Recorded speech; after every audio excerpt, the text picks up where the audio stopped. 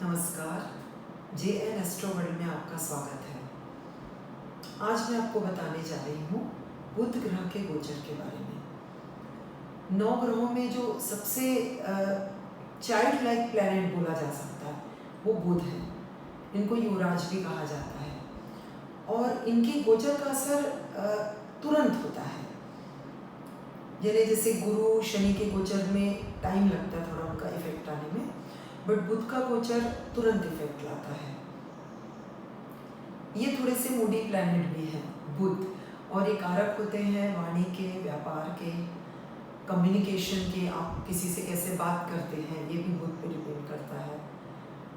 और अपना अगर स्टडीज़ में देखें तो कॉमर्स हो गया, मैथ्स हो गया, कंप्यूटर्स हो गया, इससे रिलेटेड होते हैं। बुध मतलब एक छोटा बच्चा, और ग्रहों में इसको युवराज भी कहा जाता है। इनका जो गोचर हो रहा है वो हो रहा है 26 अगस्त को।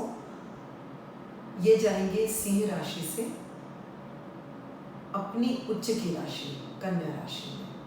वहाँ पे ये 22 सितंबर तक रहने वाले हैं। तो ये गोचर जब अगर कोई ग्रह अपनी उच्च राशि में रहता है तो बहुत अच्छा प्रभाव देता है। अब जैसे बुध 2 राशियों के स्वामी होते हैं, मिथुन राशि और कन्या राशि। तो ऐसा कहा जाता है कि ग्रह जिस राशि में होता है खुद की, उससे रिलेटेड जो दूसरी राशि होती है उसका मतलब वो जिस घर में होती है वो भाव ज़्यादा अच्छा इफेक्ट हो जाता है, प्रभाव पड़ने लगता है। यानी जहाँ वो है वो तो उसका तो पड़ेगा, लेकिन उसके अलावा तो बुध ग्रह जो होता है वो किनके लिए कारक माना जाता है। एक तो हो गई वृषभ राशि, मिथुन राशि, आपकी कन्या राशि, तुला राशि, उसके बाद मकर, कुंभ, इनके लिए ये बुध ग्रह कारक माने जाते हैं। तो हम ये देखेंगे कि अभी अलग अलग राशियों पे इसका प्रभाव क्या होगा। ये जो मैं आपको गोचर बता रही हूँ ये आपकी चंद्र राशि के हिसाब से बता रही हूँ। लग्न कुंडली अलग है और चंद्र कुंडली अलग होती है, यानी आपका जो राशि होती है वो अलग होती है। यानी एक ही राशि के बहुत लोग हो सकते हैं, लेकिन सभी का लग्न एक हो ऐसा ज़रूरी नहीं होता है। इसीलिए कहा जाता है कि आपको एस्ट्रोलॉजर के पास जाके कुंडली का विश्लेषण कराना चाहिए। क्योंकि जैसे समझ लीजिए आपकी मीन राशि है, तो ये ज़रूरी नहीं कि सभी मीन राशि वालों के लिए जो मैं गोचर बता रही हूँ वो वैसा ही जाए। क्यों? क्योंकि उनकी लग्न कुंडली पे जो बुध है उसकी पोजीशन क्या है, उनका लग्न क्या है, इस पर भी बहुत डिपेंड करता है। महादशा अंतरदशा भी उतना ही मैटर करती है जितना गोचर। गोचर को हम चंद्र कुंडली से देखते हैं, यानी राशि के हिसाब से। और आपके जैसे जो समझ लीजिए आपको पता नहीं आपकी राशि क्या है, कई बार होता है कि किसी को अपना जन्म का समय नहीं मालूम रहता, तब आप अपने जो चलित नाम होता है, जैसे आपका नाम समझ लीजिए जो भी है, तो उसके हिसाब से जो पहला अक्षर हुआ, तो उसके जैसे समझ लीजिए आपका नाम सचिन है तो स मतलब कुंभ राशि हुई, तो आपका अपना कुंभ राशि के हिसाब से लिखिएगा। तो मैं अभी जो बुध का गोचर बता रही हूँ उसका हम शुरुआत करेंगे मेष राशि से। मेष राशि में बुध कहाँ के स्वामी होते हैं? तीसरे भाव के और छठवें भाव के, यानी दोनों ही भाव यानी त्रिक भाव कहलाते हैं, अच्छे भाव नहीं होते हैं। तो ये जाके बैठे हैं बुध छठवें भाव में उच्च के होके। तो छठवां भाव is related to loans, disease and enemies. तो ये वहाँ बैठ के उन चीज़ों को कम करेंगे, यानी लोन है तो आपका लोन कम हो जाएगा, यानी आपका कर्ज है तो कम हो जाएगा, आपकी तबीयत ठीक रहेगी।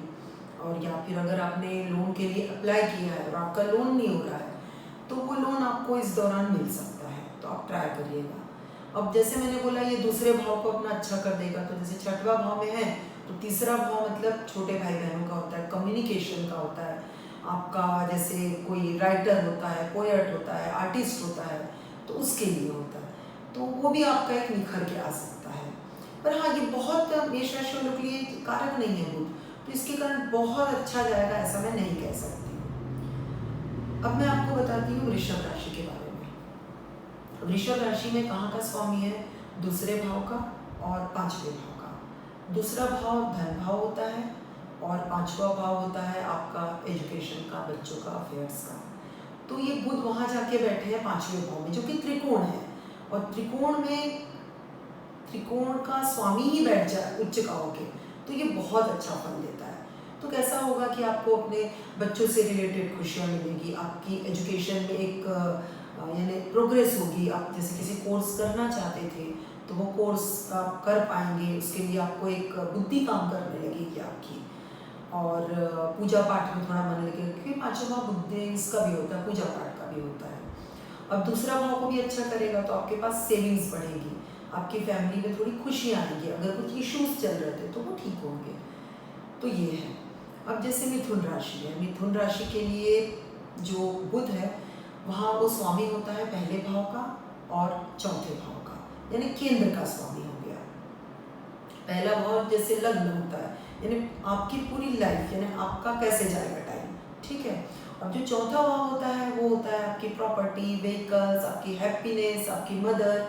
तो वहाँ पे बुध अगर आपकी खुद की राशि में बैठा है उच्च का होके, तो बट नेचुरल है कि आप कुछ प्रॉपर्टी लेने का सोचेंगे, व्हीकल का लेने का सोचेंगे, आपकी मम्मी के साथ आपके रिलेशन अच्छे होंगे और उनकी तबीयत ठीक रहेगी, और आपका जो लग्न है वो भी अच्छा हो जाएगा, क्योंकि अगर वो बुध चौथे भाव में है तो आपका पहला भाव भी अच्छा कर देगा, तो आपकी लाइफ में मतलब एक अच्छा होने लगेगा, यानी आपको समझ में आएगा, तो आप इस चीज़ का फायदा उठाइएगा। अब बारी आती है कर्क राशि की। कर्क राशि में ये बहुत कारक नहीं है बुध, क्यों? क्योंकि ये आपका स्वामी है तीसरे भाव का और 12वें भाव का। जैसे मैंने कहा 3, 6, 8, 12 ये भाव थोड़े त्रिक भाव कहलाते हैं। तो अब अगर ये समझ लीजिए ये बैठा है तीसरे भाव में, तो तीसरा भाव मैंने आपको बताया क्रिएटिविटी का होता है, कम्युनिकेशन, छोटे भाई बहन, तो इनके साथ आपका रिश्ता अच्छा हो जाएगा, आप क्रिएटिविटी बढ़ जाएगी, आप कुछ अच्छा लिख सकते हैं, आप अच्छा कम्युनिकेट कर सकते हैं लोगों तक, मीडिया में अपना कुछ बात पहुंचानी है तो आप पहुंचा सकते हैं। और 12th हाउस का लॉर्ड है, तो 12th हाउस किसके लिए होता है? खर्चों के लिए होता है, खर्चे का होता है, हॉस्पिटल का होता है, बहुत सारी चीज़ें रिप्रेजेंट करता है। तो खर्चों में थोड़ी सी आपकी मतलब एक मतलब जब आप स्पेंडिंग करेंगे बहुत सोच समझ के करेंगे, ऐसा नहीं कि बहुत खर्चा हो जा रहा है, एक्सपेंडिचर हो जा रहा है, ऐसा नहीं होगा। तो ये चीज़ होगी। अब बारी आती है सिंह राशि की। सिंह राशि में कहाँ का स्वामी हो गया? दूसरे भाव का हो गया और 11वें भाव का हो गया। तो मतलब ये किसका स्वामी हो गया? दूसरा भाव मतलब धन भाव, यानी जमा पूंजी, जो आपकी एफडीज, आपकी ज्वेलरीज, आपकी प्रॉपर्टी में इन्वेस्ट करते लोग, वो सब हो गया। और जो 11वां भाव हुआ वो होता है आपकी आवक, यानी लाभ भाव, पैसा आने का। तो बुध आपके लिए एक प्रकार से थोड़ा इम्पोर्टेंट तो कहलाएगा, क्योंकि आज का जो जीवन है ये भौतिकतावादी है। तो आपका जो धन भाव का स्वामी ही अगर धन भाव में ही बैठ गया है उच्च का होके, तो बट नेचुरल है आपके पास सेविंग्स बढ़ जाएंगी, पैसा आएगा, घर में अच्छा रहेगा, क्योंकि बुध एक शुभ ग्रह है, और जो दूसरा भाव होता है वो फैमिली का भी रहता है। और जब धन भाव और लाभ भाव का कनेक्शन हो जाए, इंटर कनेक्शन, तो जैसे लाभ भाव में भी बुध ही है ना, बुध की राशि है, तो पैसा आवक भी बढ़ेगी आपकी, और जो आएगा वो जमा होगा, ये चीज़ है। तो सिंह राशि वालों के लिए भी ये गोचर अच्छा रहेगा। अब आते हैं कन्या राशि पे। कन्या राशि के लग्न में ही ये गोचर हो रहा है, यानी लग्न में ही बुध अपनी राशि में उच्च का है। तो यानी लग्न मतलब पूरी लाइफ, यानी पूरी जो आपका अभी जो टाइम चल रहा है जो आपका, वो बहुत अच्छा जाएगा, यानी अच्छे से आपका उन्नति होगी, आप जैसा चाहेंगे आप खुश रहेंगे। और जब बुध अगर लग्न में आ जाए तो आपको थोड़ा प्रसन्न चित्त बना देते हैं, like you feel happy and यानी अच्छा रहता है वो गोचर। अब इसका जो बुध होता है वो आपका इसका भी स्वामी होता है, आपका दशम भाव का, करियर का। तो करियर का भी लॉर्ड है, वो उच्च का होके बैठा है, तो करियर भी अच्छा जा रहा है, करियर अच्छा जा रहा है तो पैसे आ रहे हैं, तो आप भी खुश रहेंगे। तो कन्या राशि वालों के लिए गोचर बहुत अच्छा जाने वाला है। अब जो तुला राशि है, तुला राशि में बुध कहाँ के स्वामी है? 9वें भाव और आपका 12वां भाव का, ठीक है। 12वां भाव विदेश का भी होता है, 9वां भाव होता है भाग्य भाव होता है। तो अगर आपका जो विदेश का स्वामी विदेश के ही इसमें बैठे, तो हो सकता है आप में से कुछ लोग फॉरेन जाने के लिए सोच रहे होंगे, तो आप जा सकते हैं इस दौरान, इस पीरियड में। और आपके जो 9वां भाव को भी अच्छा करेगा, यानी भाग्य भाव को, तो लक भी अच्छा हो जाएगा, तो भाग्य से आप विदेश जा सकते हैं। या धर्म कर्म, जो 9वां भाव होता है वो धर्म कर्म का भी होता है, तो आप धर्म कर्म के कार्यों में भी खर्चा कर सकते हैं, क्योंकि आपको मैंने बताया 12वां भाव होता है खर्चे का। तो ये चीज़ है। तो तुला राशि वालों के लिए भी ये गोचर अच्छा है।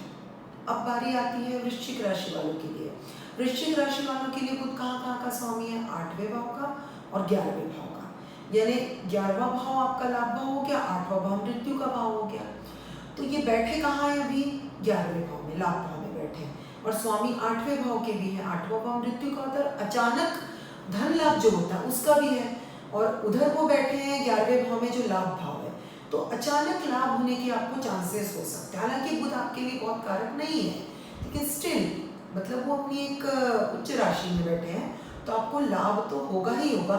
और आप देखना अचानक होने के चांसेस रहते हैं। इसके बाद अब बारी आती है धनु राशि की। धनु राशि का स्वामी गुरु होता है, तो बुध इसमें भी उतने कारक नहीं माने जाते हैं। बुध कहाँ कहाँ के स्वामी होते हैं?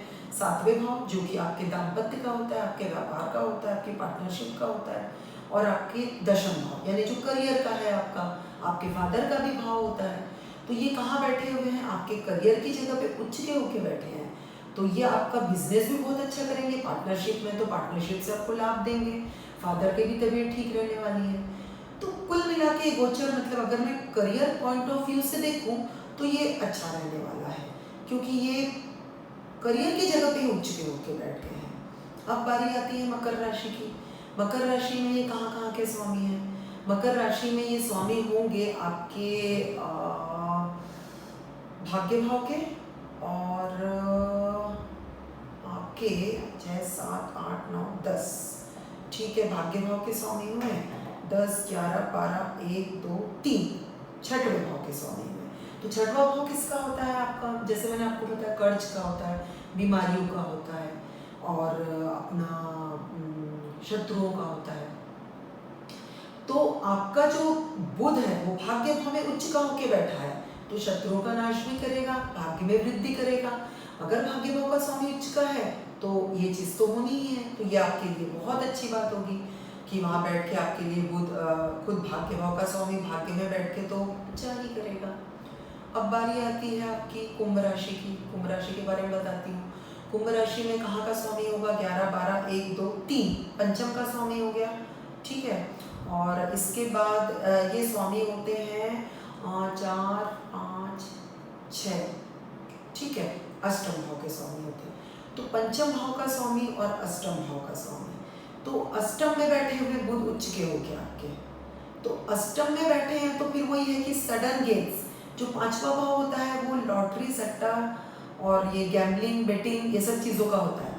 तो धन लाभ अचानक होने के चांसेस हो सकते हैं आपको, क्योंकि 8वें में बैठा है उच्च का होके और 5वां भाव ये सबसे रिलेटेड है, तो आपको ये सब चीज़ों में लाभ हो सकता है। पर मेरा यही सजेशन है कि आप सीधे साधे तरीके से पैसे कमाने की कोशिश करिए। पर कुछ लोग होते हैं जो ये सब करते हैं, ठीक है, तो उनके लिए ये गोचर अच्छा रहेगा। अब मैं बताती हूँ आपको मीन राशि के बारे में। मीन राशि के लिए कहाँ का स्वामी होता है? बुध चौथे भाव का। चौथे भाव में आपकी मिथुन राशि है और आपका 7वें भाव का स्वामी। तो 7वें भाव का स्वामी 7वें भाव में ही उच्च का बैठा है, तो बिजनेस के लिए ठीक है। और चौथे भाव को ठीक करा, पर बहुत कारक मैं नहीं कहूँगी, क्योंकि मीन राशि का स्वामी गुरु होता है और बुध उतने कारक नहीं माने जाते हैं इस राशि में। तो उनके लिए ये गोचर एक प्रकार से ठीक ही रहेगा, मतलब बिजनेस वगैरह के लिए ठीक है। आप यानी दाम्पत्य जीवन भी अच्छा रहने वाला है, ठीक है उसके लिए। तो कुल मिला के गोचर जो मैंने आपको सभी राशियों के लिए बता दिया, और आशा करती हूँ ये वीडियो आपको पसंद आएगा। आप इसको लाइक, शेयर और मेरे चैनल को सब्सक्राइब करिए। नमस्कार।